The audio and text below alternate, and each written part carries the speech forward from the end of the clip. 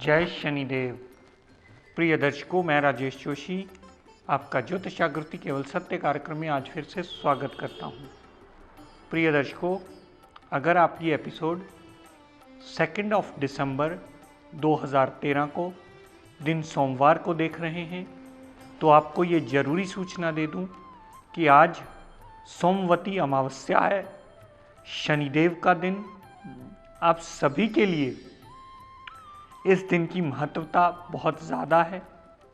इस दिन को अगर सही ढंग से यूटिलाइज कर लिया जाए, इस शुभ मुहूर्त को अगर सही ढंग से समझ करके अपनी दुख तकलीफ़ों दिक्कत परेशानियों को दूर करने के लिए कोई भी प्रयोजन कर लिया जाए तो आपके लिए बहुत ज़्यादा लाभान्वित होगा। ये मुहूर्त है जो हमें प्रभु ने दिया है।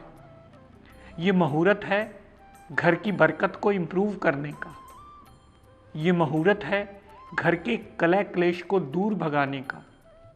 ये मुहूर्त है शनिदेव, राहु देवता और केतु देवता के पाप प्रभाव को दूर करने का।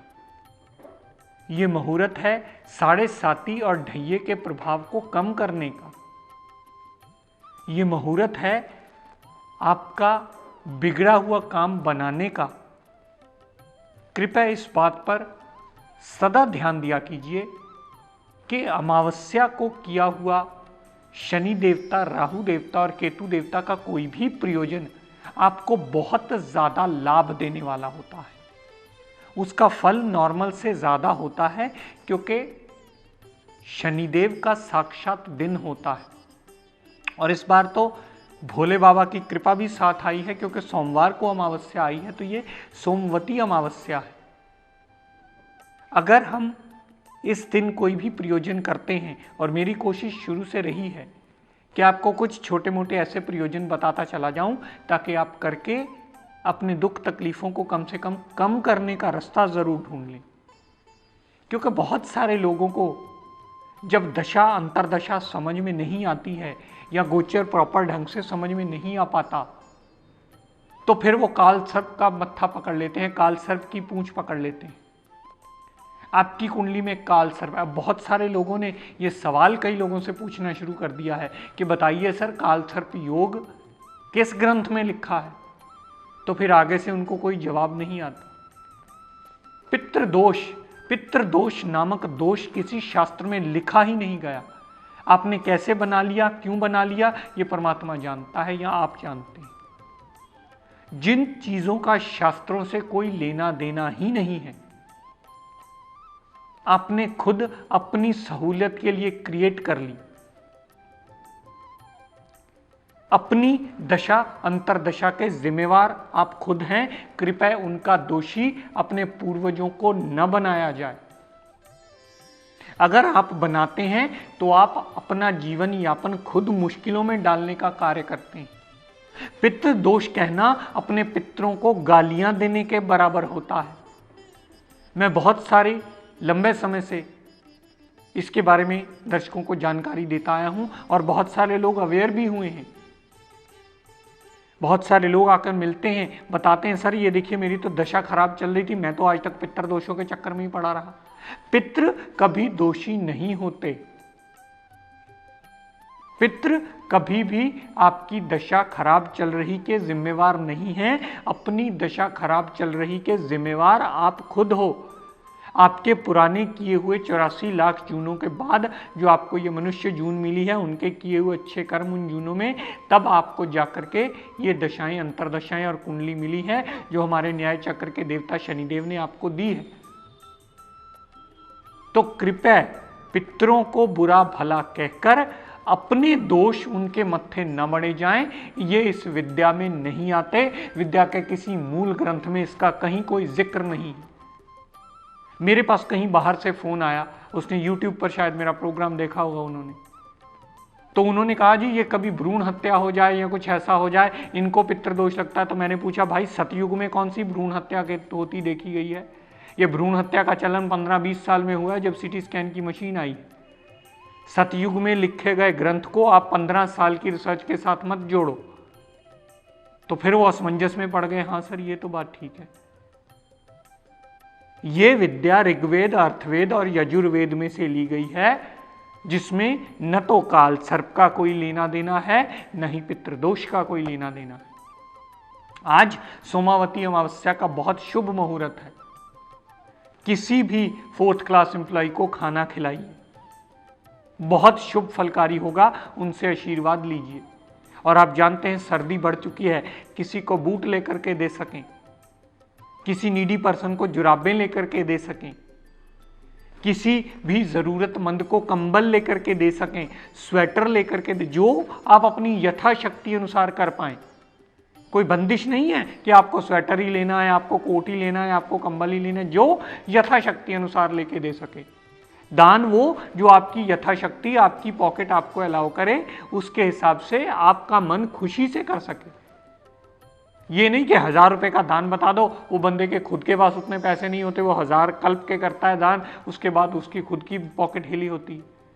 ये दान की विधि नहीं है, ये प्रॉब्लमेटिक इश्यू बन जाता है। जो आप यथाशक्ति 50 रुपए की जराब का जोड़ा लेकर के दे सके वो भी लेकर के दे सकते हैं, 500 रुपए के कंबल की हैसियत रखते हैं आप, वो भी लेकर के दे सकते हैं, 200-400 का स्वेटर लेकर के देना चाहें वो भी लेकर के दे सकते हैं किसी भी 4th क्लास एम्प्लॉय को। और कुछ भी ना कर पाए, मैं हमेशा के लिए एक यूनिवर्सल उपाय सबको बताता आया हूँ कि पाइया काले तिल 20 रुपए के लेकर के आप घर की 4 दीवारी के बाहर कहीं भी चींटियों को डाल दीजिए, एक भंडारे का फल आपके खाते में जुड़ता है। कच्ची जगह में डालना होगा आपको, क्योंकि अमावस्या का मुहूर्त बहुत ही शुभ मुहूर्त है। ये अमावस्या आपके दुख, क्लेश, रोग, काम की रुकावटें ये दूर करने के लिए आती। इसे सही ढंग से यूटिलाइज करना सीखिए। अगर और स्पेसिफिक होना चाहें तो अपनी कुंडली अपने आसपास आज ही के दिन किसी भी विद्वान को दिखाएं। और ये अमावस्या का दान पूरे दिन में किसी भी वक्त किया जा सकता है, दोपहर को, शाम को, सुबह, रात्रिकालीन, जब मर्जी आप करें। एक बहुत बड़ी गलतफहमी हम लोगों में डेवलप हुई होती है, पीपल को जल तो दिन के होते होते देना है जी। पीपल पूरी वनस्पति शास्त्र में एक ऐसा वृक्ष है जो 24 घंटे जागता है। उसे जल किसी भी वक्त दिया जा सकता है, चाहे रात को जाकर के 11 बजे आप जल दे दो। उसमें ब्रह्मा विष्णु महेश का वास स्थान माना जाता है और शनिदेव ने उनको वरदान दिया हुआ है कि जो आपकी सेवा करेगा मैं कभी उसके लिए अशुभ नहीं होऊंगा। पीपल के आसपास अगर काला धागा बांध करके गांठ मार आते हो, काले धागे का राउंड मार के पीपल के आसपास उसको गांठ मार आते हो, तो शनिदेव का पाप प्रभाव वहीं बंध जाता है। शनिदेव का पाप प्रभाव कम होता है, राहु केतु देवता का पाप प्रभाव कम होता है।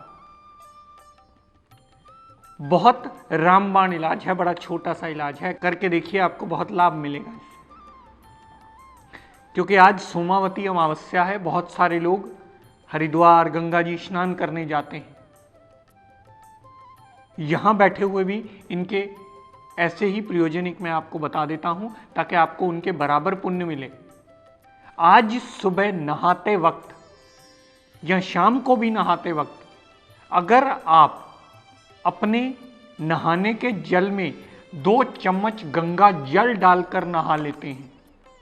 आम अक्सर घरों में गंगा जल होता है, अगर सिख फैमिलीज को बिलोंग करते हैं तो वहाँ अमृत बना पड़ा होता है घरों में, बाबा जी का प्रकाश होता है जिन घरों में, वहाँ जल पड़ा होता है। वो जल लेकर के 2 चम्मच अगर अपने नहाने के पानी में डाल लेते हैं और उससे स्नान कर लेते हैं तो भी शनिदेव का पाप प्रभाव बहुत ज़्यादा कम होकर आपको गंगा जी के स्नान के बराबर का पुण्य मिलेगा और आपके क्लेश दूर होने का रास्ता मिलेगा आपको।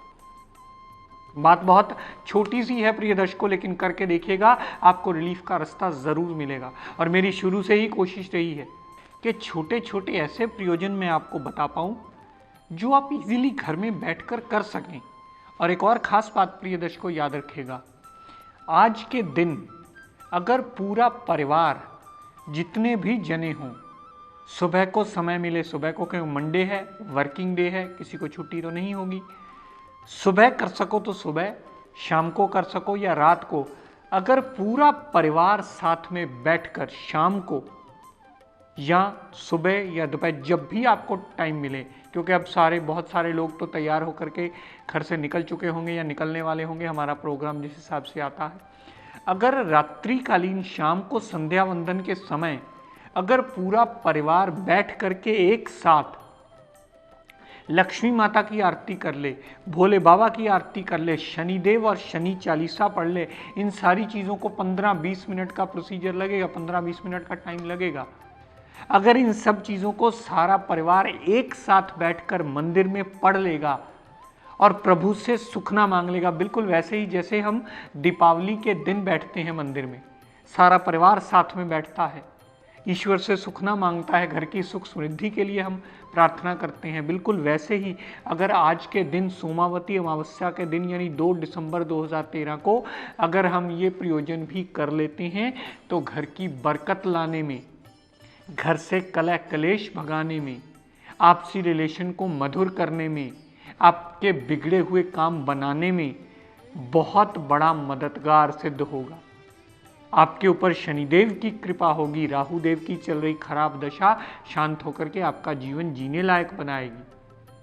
प्रिय दर्शकों, परमात्मा ने हमें ये दिन दिया ही इसलिए है कि हम शनि देवता, राहु देवता और केतु देवता का पाप प्रभाव कम कर पाएं, इन दिनों को यूटिलाइज करके, इन मुहूर्तों में छोटे छोटे प्रयोजन करके।